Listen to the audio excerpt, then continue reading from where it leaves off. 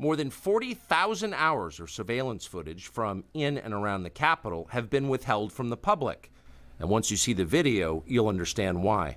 Taken as a whole, the video record does not support the claim that January 6th was an insurrection. In fact, it demolishes that claim. And that's exactly why the Democratic Party and its allies in the media prevented you from seeing it. By controlling the images you were allowed to view from January 6th, they controlled how the public understood that day. They could lie about what happened, and you would never know the difference.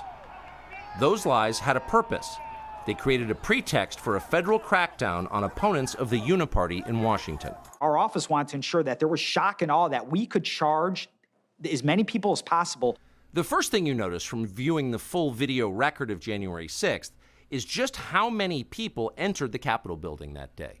Hundreds and hundreds of people, possibly thousands, over the course of about 2 hours. The crowd was enormous. A small percentage of them were hooligans. They committed vandalism.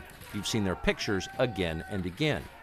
But the overwhelming majority weren't. They were peaceful, they were orderly and meek. These were not insurrectionists, they were sightseers. Footage from inside the Capitol overturns the story you've heard about January 6th. Protesters queue up in neat little lines. They give each other tours outside the Speaker's office. They take cheerful selfies and they smile. They're not destroying the Capitol. They obviously revere the Capitol. They're there because they believe the election was stolen from them. They believe in the system. Here's the man you've heard referred to as the QAnon shaman outside the Senate chamber. These are not rioters. These are people who wandered over from a political rally. We will not let them silence your voices. After the rally, they walked down Pennsylvania Avenue, where organizers had secured a federal permit to hold a legal rally on the grounds of the Capitol.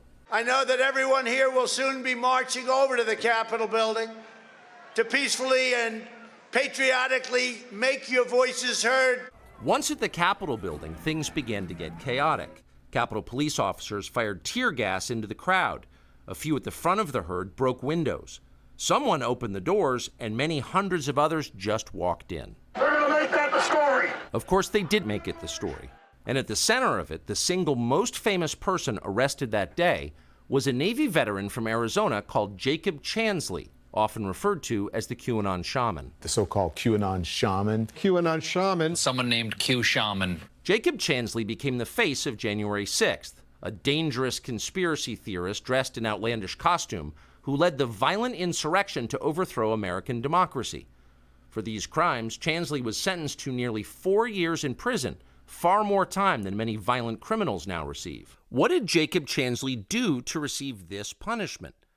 To this day, there is dispute over how Chansley got into the Capitol building. But according to our review of the internal surveillance video, it is very clear what happened once he got inside. Virtually every moment of his time inside the Capitol was caught on tape. The tapes show that Capitol Police never stopped Jacob Chansley. They helped him. They acted as his tour guides. Here's video of Chansley in the Senate chamber. Capitol Police officers take him to multiple entrances and even try to open locked doors for him. We counted at least 9 officers who were within touching distance of unarmed Jacob Chansley. Not one of them even tried to slow him down.